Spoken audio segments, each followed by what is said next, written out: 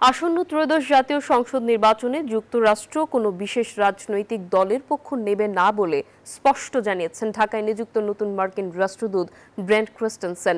বুধবার দুপুরে প্রধান নির্বাচন কমিশনার এম নাসির উদ্দিনের সঙ্গে সাক্ষাৎ শেষে তিনি এই কথা বলেন।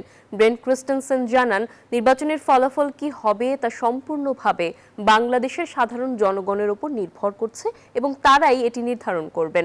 যে কোনো নির্বাচিত সরকারের সাথে যুক্তরাষ্ট্র কাজ করতে প্রস্তুত বলেও জানান তিনি। এ সময় ইসি সচিব আক্তার আহমেদ জানান, যুক্তরাষ্ট্র জাতীয় নির্বাচনে অফিসিয়ালি কোনো পর্যবেক্ষক পাঠাবে না, তবে ঢাকা, চট্টগ্রাম, সিলেট ও খুলনায় নির্বাচন দেখতে প্রতিনিধি পাঠাবেন বলে জানিয়েছেন মার্কিন রাষ্ট্রদূত।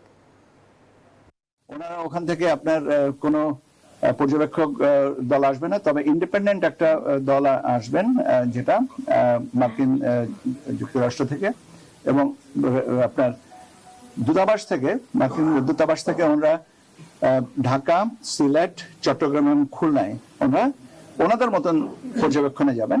We are prepared to work with any government who the Bangladeshi people elect to represent them going forward. I hope that it is a festive election day, that the Bangladeshi people are able to go and express themselves, and that you have a very successful election. Bashundhara public school and college 2026 শিক্ষাবর্ষে ভর্তি চলছে। রাজধানীর আগারগাঁওয়ে প্রধান নির্বাচন কমিশনারের সাথে মার্কিন রাষ্ট্রদূত ব্রেন্ট ক্রিস্টেনসন 4 সদস্যের প্রতিনিধি দলের বৈঠক হয়েছে। এ বিষয়ে বিস্তারিত জানাতে সরাসরি যুক্ত হচ্ছেন আমাদের সহকর্মী অন্তরা বিশ্বাস। অন্তরা, বৈঠকের পর মার্কিন রাষ্ট্রদূত ও ইসির পক্ষ থেকে আর কোনো ধরনের বার্তা দেওয়া হয়েছে কিনা আমাদেরকে জানাবেন।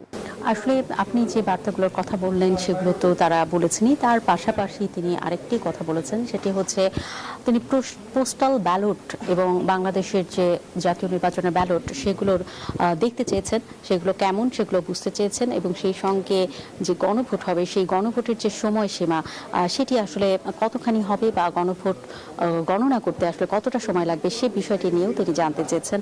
আর আরেকটি বিষয় আসলে তিনি জানতে চেয়েছেন, সেটি হচ্ছে বাংলাদেশের যে পুলিশ রয়েছে বা আইন শৃঙ্খলা বাহিনীর সদস্যরা রয়েছে তারা কি আসলে কোনো ধরনের অতিরিক্ত কোনো ধরনের কাজ করছে কিনা।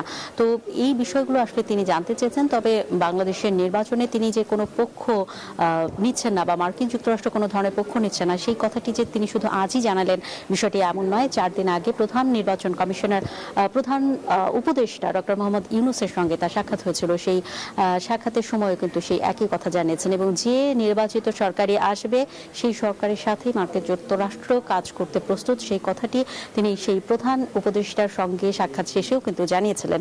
এছাড়াও তিনি আসলে গত 12ই জানুয়ারি ঢাকায় আসেন আর 15ই জানুয়ারি থেকে তিনি তার কাজ শুরু করেন বাংলাদেশের রাষ্ট্রপতির কাছে তার কাগজ প্রদান করার পরে। আর তারপর দেখা যায় তিনি প্রধান বিচারপতির সাথেও সাক্ষাৎ করেছেন। এই ছিল আমার কাছে এখান থেকে সর্বশেষ খবর। অন্তরা, অসংখ্য ধন্যবাদ আপনাকে।